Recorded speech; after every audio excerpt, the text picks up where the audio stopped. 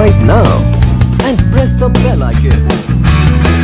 Supreme court ने जम्मू कश्मीर में संविधान के अनुच्छेद 370 के अधिकांश प्रावधान खत्म करने के बाद लगाए गए प्रतिबंधों की एक हफ्ते के अंदर समीक्षा करने की बात कही है। इस फैसले पर कांग्रेस ने मोदी सरकार के खिलाफ आक्रामक रुख अख्तियार कर लिया है। कांग्रेस प्रवक्ता रणदीप सुरजेवाला ने फैसले के बाद पीएम मोदी और अमित शाह पर निशाना साधते हुए कहा है कि सुप्रीम कोर्ट ने इंटरनेट के महत्व को मौलिक अधिकार बताते हुए मोदी सरकार की अवैध गतिविधियों को साल 2020 का पहला बड़ा झटका दिया। उन्होंने कहा है कि यह मोदी और शाह के लिए दोहरे झटके की तरह है। साफ हो गया है कि धारा 144 लगाकर असंतोष का दमन नहीं किया जा सकता। सुरजेवाला ने कहा कि मोदी जी को याद दिलाया गया कि राष्ट्र संविधान के सामने झुकता है और उनके सामने नहीं।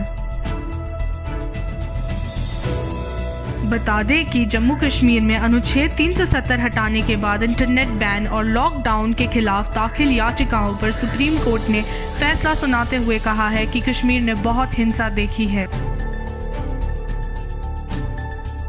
इंटरनेट फ्रीडम ऑफ स्पीच के तहत आता है। यह फ्रीडम ऑफ स्पीच का जरिया भी है। इंटरनेट आर्टिकल 19 के तहत भी आता है।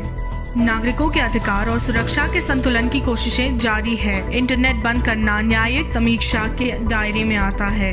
जम्मू कश्मीर में सभी पाबंदियों पर एक हफ्ते के भीतर समीक्षा की जाए। कोर्ट ने अपने फैसले में सभी इंटरनेट सेवाओं के निलंबन के निर्देश में सभी सरकारी और स्थानीय निकाय वेबसाइटों की बहाली का आदेश दिया है जहां इंटरनेट के दुरुपयोग न्यूनतम है।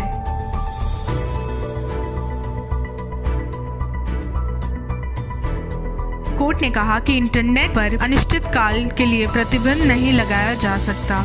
जहां जरूरत हो वहां फौरन इंटरनेट बहाल किया जाए। कोर्ट ने कहा कि व्यापार पूरी तरह इंटरनेट पर निर्भर है और यह संविधान के आर्टिकल 19 के तहत भी आता है।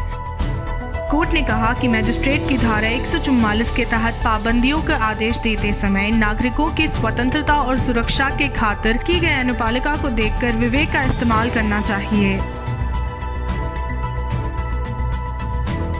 कोर्ट ने कहा कि बार बार एक ही तरीके का आदेश जारी करना उल्लंघन है।